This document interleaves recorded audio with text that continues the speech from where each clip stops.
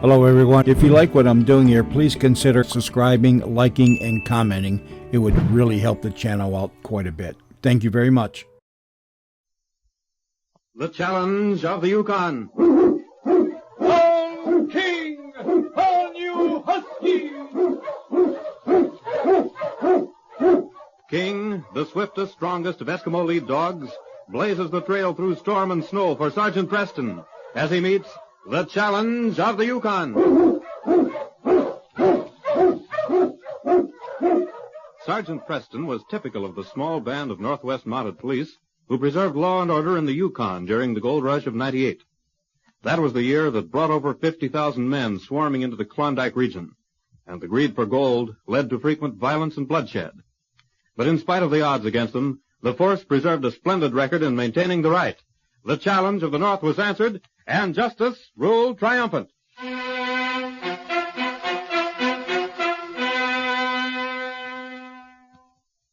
The bank in Dobie City was a small frame building rich in gold deposits from some of the finest claims in the Yukon. Late afternoon, two men faced Bid Miller, Dobie's banker. Guns leveled as the small man faced them defiantly. You won't dare to shoot. The whole town would be here in 2 minutes. 2 minutes will be all we need to get out of here. Open that safe, Miller. I'm not opening those safe doors. What do you want to fool around for, Sam? Go on, let him have it. For the last time. Open that safe. You'll never get away with this. We'll get away with it, all right. What are you waiting for? Go on, turn that combination. That's what I call being real persuasive now, Sam. Yeah. Maybe our friend here is sensible after all. You'll see how sensible I am. You might carry this gold out of here, but mark my words, you'll never get away with it. Open the doors. Lift that gold out of the safe. All of it. Yeah. We don't want to miss any. This is even better than you said. What a haul this is. Wait till the boss sees it. Any more in there? Any more? Do you see any more? I guess Shorty here's giving us all the help we need, Tony. Yeah, I get you, Sam. No. Wait a minute. You talk too much. This is just to keep you from putting some miners on our trail. You dirty yellow skunks. There ain't a drop of red blood in either of you. I'll see them. That's it. It'll be a long time before he can tell anything. Gather up the rest of them folks. The sooner we get out of here, the better.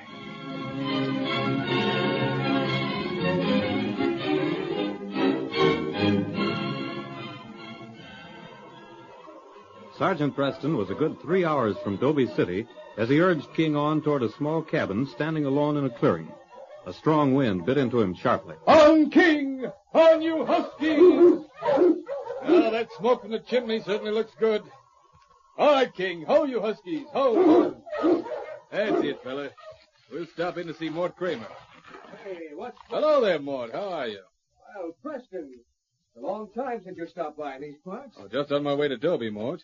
I thought I'd stop in for a while. How's everything going? Well, about the same as usual. Come on in. So cold up here, I don't know how men stand it. That's the Yukon for you. As I remember it, you never did like the climate. You want to bring your dog in? No. King will stay out here. We'll rest a few minutes before going on. Sit down. Tell me what brings you to these parts. You say you're going to Dobie City? That's right. Yep. That's gold robberies again, Mort. Oh, yeah? A group of men have been systematically robbing banks all the way from Skagway to... Well, that's just it. To where? One after the other. Well, you got any information that makes you think they're around here? Yes and no. If I'm right, I have a hunch Dobie will be their next stopping off place. Well, it all goes to prove I'm right. I always said it's no use banking your dust. Just puts it all in one place for the first smart crook that comes along to clean up. Oh, I think you're wrong there, Mort. Banks are necessary up here. And it's up to the law to protect them. Maybe I shouldn't say so. But you ain't done much protecting up to now. I mean, well, they were robbed. You've got a point in favor of your argument, Mort. But it's my job to stop those robberies. I wish you luck, Sergeant. They must be a mighty slick gang. What's that? Hey, get down your mutt. Hey, what's the idea? This is a fresh team. What do you two want? What do we Are want? these friends of yours, Mort? Friends of mine. Never saw them before. A Mountie, huh? If you two stop for grub, Yeah, well... we thought we could buy some from you, mister. Looks more to me as if you thought you could take my team. It's all right, King. Where are you heading for? Pikeston. And if it's all the same to you, Monty, we'll march. Where'd you come from? Why the gun, Sergeant? They don't These look like... men will have to come to Dobie with me, Mort. Dobie? Oh, you're daft. We're going to Pikeston. You're both going to Dobie with me and explain those bags from the Dobie City Bank on your sled. What? Oh, say. I'd have never noticed them. They weren't very carefully put on the sled. 2 of them slipped from under that pack. All right, you two. Yeah, put these handcuffs on them, Mort. No, you can't do this. Well, he's doing it, ain't he? Now, shut up. Maybe you think your boss can get you out of this one, huh? Maybe he better, mister. Hey, these might be the men you were looking for, Sergeant. Well, we'll soon find out. I imagine the banker and Dobie will be able to throw a lot of light on the subject.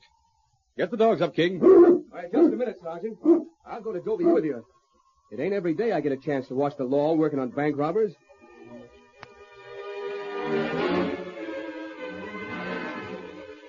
It was late afternoon as Sergeant Preston closed the doors on his 2 prisoners in Dobie City. And it was an excited banker who stood by, grinning triumphantly. Yes, sir. They're the ones, all right.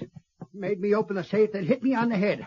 I still got a bump. Oh, still hurts, too. I wanted you to identify them, Bid. Last thing I said to them was that they wouldn't get away with it. Now who's laughing, boys? Sergeant Preston, I gotta hand it to you. If it hadn't been for you, well, I hate to think of what would have happened. It's a little too soon to hand anything to anybody, Bid. What do you mean, Sergeant? Well, it's true that we've got the robbers jailed. And you've got the gold back in the bank. Seems to me that's about... No, there's more to it than that. Much more. You see, Bid, there's someone else behind these robberies. I'm convinced of it. Say, Hmm? now that you mention it, when I swung the safe doors open, one of them said, just wait till the boss sees this. Did they say anything else? Anything more definite? No, that's all. Maybe you can get them to tell who it is. They're all alike.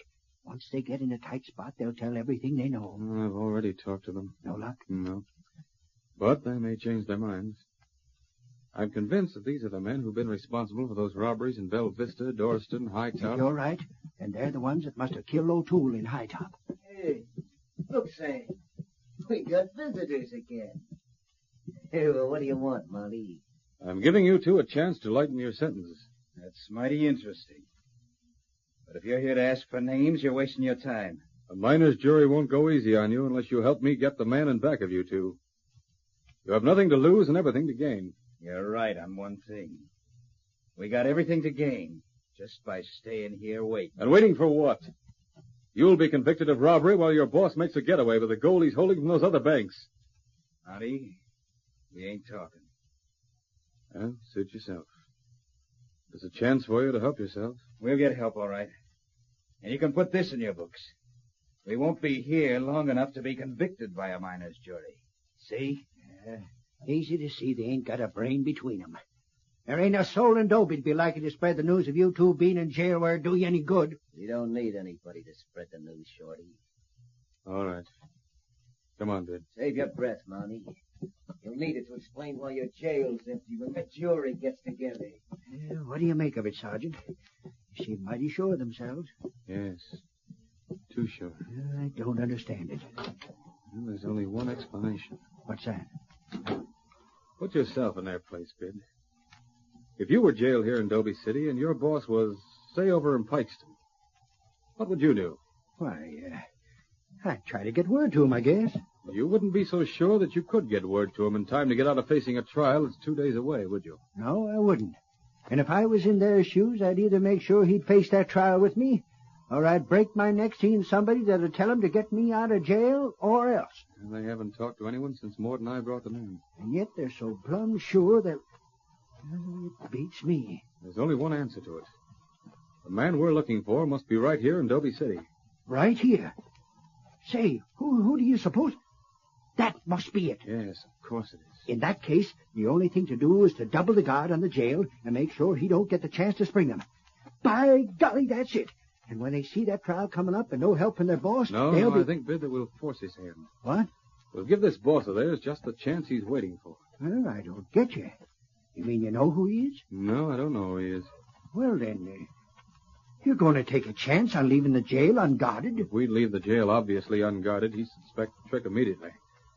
Remember, this is the man responsible for a string of bank robberies that he's gotten away with up till now. No, he'd be too smart to fall for a trap like that. I'll need your help, Bid, and King. I'll do anything I can. But I still don't see King how... and I are going down to the wharf, then upstream a bit. Tomorrow morning, I want you...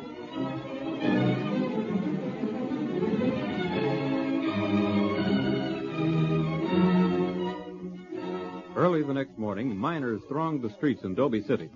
They were gathered in the cafe, in the general store, and lounging outside the frame buildings bordering Main Street. When suddenly, Bid Miller came racing from the wharf at the riverfront at the street's end. Hey! There's a man in the river! Preston's dog's trying to pull him out! What? Yeah! Man in the river! I want to see that. Come on, Mike. It was a stampede. Men who were hungry for excitement and entertainment raced down to the wharf, some of them already laying bets on whether or not the dog would be successful in pulling the man out of the rushing waters of the Yukon River. As Bid ran past the jail, he called to the guard. Don't you want to see it, Clem? Yeah, sure. Come on, this is too good to miss. Sandy can keep his eyes on them two prisoners. I got him right with you, Bid. I'll lay you 2-1. That dog don't make it. The street that only 2 minutes before had been crowded with men was deserted. Mort Kramer walked out of the cafe and slipped up behind the one guard left standing outside of the jail. The man was facing the wharf, listening intently to the wild cries of the miners. He never realized his danger till Mort was upon him. Oh. Now they get the keys. Good. Lady Luck's playing right into my hands. Now to find which one of these is it. What the... Mort. Yeah, it's me. For a while there, I was beginning to worry about you. You knew better than that. What did you think I came to town with the Mountie for? What'd I tell you, Sam? See? Boy, will that Mountie be surprised. How'd you manage this? Preston managed it. All right, come on. My sled's in back of the cafe. What do you mean, Preston managed it? Every miner in town is watching that dog of his pull some fool out of the river. Oh, his dog, huh? I hope that mutt never gets out. Just the chance I was waiting for. Yeah? Well, it's a good thing for you it came up. Because if it hadn't, we'd have told enough about them robberies to hang you. Fool, what could I do in front of Preston? Come on, we've wasted enough time. Preston might be back any minute. You're wrong, Mort. Not any minute. Right now. Have those keys. Put your hands up. This was a trap, you fool. Yes, it was a trap. But I thought... You thought I was down at the river with the miners, that the coast was clear. I should have known when these two stopped at your cabin, Mort, that it was all prearranged, that your cabin is the hideout. But I've got enough evidence now to put you just where you belong. Hey, Sergeant, what happened to Sandy? That wasn't any man. Just a dummy. Somebody stuffed a suit of clothes and sent it down the river. It worked, Sarge? More. Yes, Bid, it worked. Mort Kramer's the man we're looking for. I was standing behind the office door waiting for him, and he walked right into the trap. I think we'll find the gold from those other robberies out at his cabin. Well, I'll Sergeant. I don't get this. You'll hear about it in court tomorrow, Tim. Lock 'em all up, Bid. Well, even if it was a dummy, you should have seen that dog of yours swimming. I never seen anything like it. Good work, fella. Good work. Yes, with your help, another case has been solved.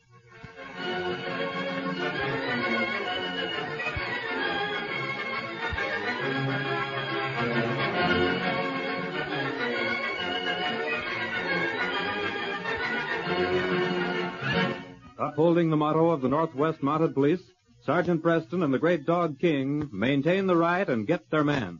Don't miss their next thrilling adventure when they meet the challenge of the Yukon once again on Saturday at this same time. On King! On you Huskies!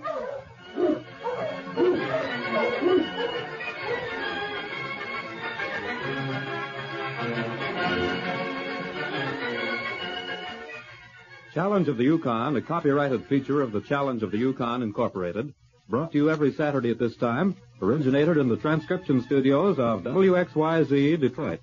The characters and events in tonight's drama were fictitious. Bill Morgan speaking. This is the Michigan Radio Network.